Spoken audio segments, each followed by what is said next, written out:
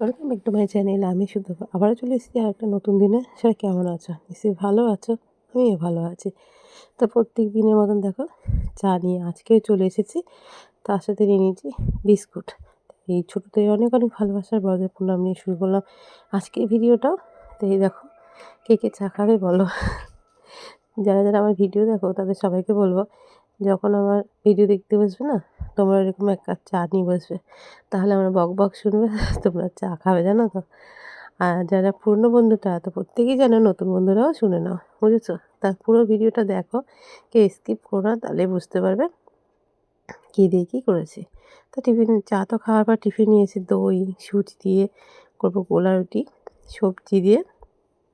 তার জন্য টমেটো লঙ্কা গাজর সব কেটে নিচ্ছি। এই দেখো কেটে একবারে মিশিয়ে নেবো, তার মধ্যে পেঁয়াজও দেবো, একটু রসুনও দেবো, তাহলে জিনিসটা ভালো হয়। আর এটা মেখে একটুখানি রেখে দেবো। তোমরা যারা আমার ভিডিও আগেও দেখেছো তারাও জানো আমি এরকম সুজি দিয়ে গোলা রুটি করে খাই, সেরকমই। আর এইসব জিনিস করতে একটু টাইম লাগে ঠিকই, কিন্তু তাও তোমাদের বলি না যে ঘরের খাবার খেতে যেন বেশি ভালো লাগে। তাই ঘুরিয়ে ফিরিয়ে আমি এরকমই ঘরে টেস্টি টেস্টি খাবার চেষ্টা করি, বাড়িতে বানানো খাবারটাই খাওয়ার, বুঝেছো তো।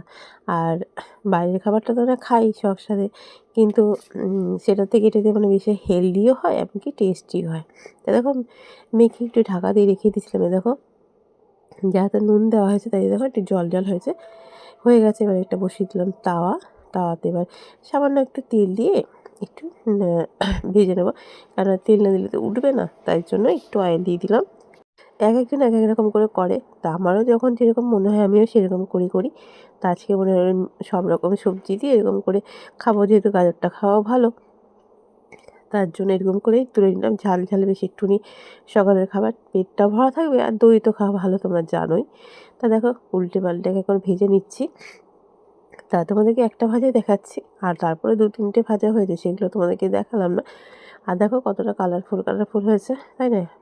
খুব একটা হাই করিনি, মিডিয়ামে রেখে এরকম করে ভেজে নিচ্ছি। এই দেখো, আর এর সাথে যদি সস না হলে তো জিনিসটা ভালো লাগবে না। তার জন্য 2 টুকরো পেঁয়াজ আর নিয়ে নিয়েছি একটু সস, তাতে জিনিসটা খেতে যেমন হেলদি হলো এমনকি টেস্টিও হলো, তাই না। কেমন লাগলো অবশ্যই বলো। তারপর তো জানো চলে যাবো রান্নাঘরে রান্না করতে, মানে এক এক করে বসে পড়ি। টিফিন চা রান্না ওখানে বসেই করি, সেটাই তোমাদেরকে দেখালাম। তা দেখো কড়াই বসিয়ে কড়াই গরম করে দিলাম সর্ষের তেল গরম করে দিয়ে দেবো। বেগুন নুন হলুদ মাখিয়ে দিয়ে বেগুনটা দিয়ে দেবো। তা বেগুন তো ভাজতে কী লাগে, কিন্তু যেটাই করলাম সেটা তোমাদের সাথে শেয়ার করলাম। এই দেখো কী সুন্দর বেগুনটা ভাজা হয়ে গেছে, সেটা আবার তুলে নিলাম। তারপরে এসেছিলো ভোলা মাছ, এটাকে ভালো করে নুন দিয়ে ধুয়ে নিয়ে এসেছি। আর আমরা যে কোনো মাছ ধুতে গেলে একটু লবণ দিয়ে দিই, তাহলে কী বলতো খুব সুন্দর পরিষ্কার হয়ে যায়, জানো তো। তারপর দেখো আমার অবস্থা, নুন হলুদটা মাখিয়ে নিলাম, যেটা দিয়ে সুজি দিয়ে করে রেখেছিলাম চামচ, সেই হাত না মাখিয়ে চামচের সাহায্যে হলুদটাকে মাখিয়ে নিলাম। তারপর বেগুন ভাজার তেলেই মাছটাকে ভেজে তুলে নিচ্ছি। এই দেখো ভোলা মাছটা এক একের জন্য এক এক রকম করে, আমারও তাই। আমি যখন যেরকম মনে হয়, কখনো সর্ষে দিয়ে করি, কখনো তেল ঝাল করি, কখনো যেমন খুশি মনে হয়। তা আজকে দেখো তেল ঝাল করবো শর্টকাটে, যেহেতু এখনকার খাবার মানে খাবারটা তো খেতে হবে, টেস্টি তো খেতেই হবে অবশ্যই, তার সাথে হেলদিও খেতে হবে। সর্ষে দিয়ে করলে সেই জিনিসটা খাবারটা অতটা মানে মানুষের এখন তো রোগের শেষ নেই না, হজম শক্তিও কমে গেছে তার জন্য। তা দেখো থালিতে সবগুলো নিয়ে মাছটাকে ভেজে নিয়েছি, দেখতে পাচ্ছ সুন্দর করে। আর এই ফোড়ন রেডি করেছি শুকনো লঙ্কা তেজপাতা আর কালো জিরে। এবারে মাছ ভাজার তেলে দিয়ে দিচ্ছি। আর জানো তো মাছ ভাজার তেলে যদি তরকারি রান্না হয়, সেই তরকারির টেস্টটা মানে ওই মাছেরই একটা খুব সুন্দর গন্ধ আসে, তাই না। তা দেখো ফোড়নটা হয়ে গেছে, আর এদিকে মশলা রেডি করে নিয়েছি। লঙ্কা নুন হলুদ আর জিরে গুঁড়ো, সেটা জল দিয়ে দিলাম। তাতে বেশ জিনিসটা কষাতে সুবিধা হবে তার জন্য। তা টমেটো আমি দিয়ে দিয়েছি, টমেটোর মধ্যে মশলাটা এবার দিয়ে দিলাম। এই দেখো, তা আজকে কাঁচা লঙ্কা বাটা ব্যবহার করিনি, এরকম করে শুকনো লঙ্কা দিয়েই করা হয়েছে। তো দেখো ভালো করে মশলাটা কষিয়ে নেবো যতক্ষণ না মশলাটা গা দিয়ে তেলটা ছেড়ে যায়, সেরকমই। আর একটা তরকারি কষাতে গেলে কিন্তু অনেকটা টাইম লাগে, সবটা কিন্তু তোমাদের ক্যামেরার সামনে ধরি না, কেন বলো তো, অনেকক্ষণ নেড়ে নিই তারপরে তোমাদের সামনে আসি। কালার দেখে বুঝতেই পারছো, তেলও ছেড়ে দিয়েছে, এমনকি মশলাটা লেগেও যাচ্ছে। আর মশলাটা দেখে বনে যাচ্ছে না, এবার কষানো হয়ে গেছে। এবার দিয়ে দেবো পরিমাণ মতন জল। আর আমার বক শুনতে কে কে ভালোবাসো অবশ্যই বলো। ভিডিওতে ভয়েস দেওয়া মানে বক করা, তাই না? সঙ্গে সঙ্গে ভয়েস দিলে অন্যরকম কিছু বলা যায়, আর এইরকম ভয়েস দিলে বক ছাড়া কিছুই না। তো দেখো জল দিয়েছি, সেই জলটা ঝোল হয়ে গেছে, দেখতে পাচ্ছ? এবার দিয়ে দেবো সেই ভেজে রাখা মাছ। ভালো করে ফুটিয়ে নিলাম জলটাকে, ভালো মাছগুলো এবার দিয়ে দেবো। এই দেখো সুন্দর করে ভাজা হয়ে গেলে সেই মাছগুলো, যেহেতু তেল ঝাল করবো তার জন্য তো খুব একটা ঝোলের দরকার নেই, তার জন্য এবার মাছগুলো দিলাম। মাছগুলো দিয়ে একটুখানি ভালো করে একটুখানি ফুটিয়ে নেবো। আর এইসব জিনিসে তো একটুখানি ধনেপাতা না দিলে ভালো লাগে না, তার জন্য মাছের সাথে ঝোলের সাথে ভালো করে একটু ফুটিয়ে নিয়ে তারপরে দিয়ে দেবো ওপর থেকে কুচনো ধনেপাতা। এই দেখো এখন একটু দিলাম, এটা বেশ মাছের সাথে মিশে যাবে। আবার নাবিয়েও একটুখানি দিয়ে দেবো। এই দেখো দেখতে পাচ্ছ কেমন হয়েছে বলো? কালারটাতে যেমন হয়েছে, খেতেও সেই ততটাই টেস্টি হয়েছে। নিজে জানে নিজে বলি। আবার গার্নিশিংয়ের জন্য দেখো উপরে একটা টমেটো দিয়ে দিয়েছি কেটে রাখা। তারপরে দেখো এটা কি পাট শাক।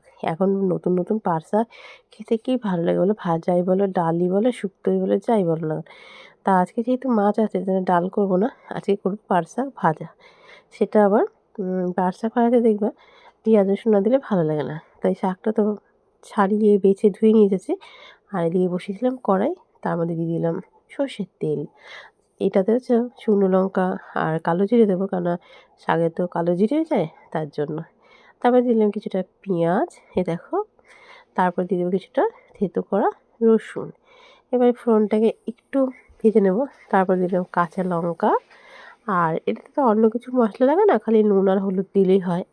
তা এটা একটুখানি নাড়াচাড়া করে নিই, রসুনটাকে একটুখানি হালকা ব্রাউন করে ভেজে নিই, পেঁয়াজটাকে রসুনটাকে। তারপর দিয়ে দেবো এ দেখো লবণ আর হলুদ।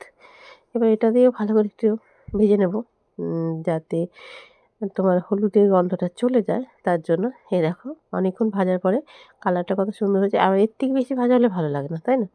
এবার দিয়ে দেবো সেই ধুয়ে বেছে রাখা শাকগুলো।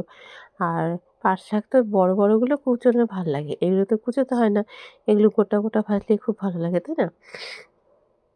এই দেখো এবার আর কি উল্টে পাল্টে ভালো করে ভেজে নাও যতক্ষণ না ভাজতে টাইম লাগে। আর আমি ভয়েসটা দিচ্ছি রাত্রেবেলা, আর দেখো বাইরে হচ্ছে গিয়ে কুকুর ঘেঁকো করছে। আর আমি যেহেতু বাগানে থাকি, বাগানে আছে হনুমান। জানি না এতে আবার কপিরাইট দেবে কিনা, বুঝতে পারছি না। কী করবো বলো, মানে বাদরগুলো আছে বলে হনুমান, মানে হনুমান আছে বলে কুকুরগুলো চেঁচাচ্ছে, জানো তো, এই আর কি। তো দেখো কথা বলতে বলতে শাকটাও ভাজা হয়ে গেছে। দেখো আর যে কোনো শাক রান্না করতে গেলে ভাজতে ভাজতে একটু জল বেরোয়, তারপরে নাড়াচাড়া করতে করতে জিনিসটা শুকিয়ে যায়, এমনকি সিদ্ধ হয়ে যায়, ভাজাও হয়ে যায়, বুঝতে পারছো? এই দেখো হয়ে গেছে। এবার হচ্ছে নাবিয়ে নেব। আর নাবিয়ে নিয়ে ওপর থেকে একটা পাট শাক দিয়েছি, দেখতে পাচ্ছ, গার্নিশিংয়ের জন্য। আর তারপরে করেছিলাম আর একটা তরকারি মাটন, সেটা তোমাদেরকে শেয়ার করিনি রান্নাটা, কিন্তু এটাই শেয়ার করছি। বেগুন ভাজা, শাক ভাজা, ভোলা মাছের তরকারি আর মাটন, তার সাথে আছে ভাত, তার সাথে আছে লেবু, দেখতে পাচ্ছ?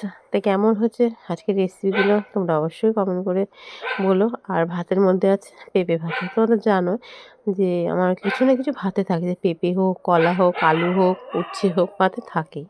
সেরকমই তো রান্নাবান্না করে খাওয়া দাওয়া করে মা মেয়েতে গেছিলাম, একটু বেরিয়েছিলাম। তা সেখান থেকে মেয়ে বললো একটা মধু নেবে, সেখানে একটা মধু নিলাম দোকান থেকে। সেখান থেকে এসে বাড়িতে এসে মা মেয়ে বসে বললাম চা খেতে। এ দেখো চা নিয়ে নিয়েছি, তার সাথে নিয়েছি বিস্কুট, ঠিক আছে? তাই ভিডিওটা কেমন লাগলো অবশ্যই বলো। ভালোবাসে পাশে থেকেও, সবাই সুস্থ থেকো, ভালো থেকো, সবাইকে টাটা।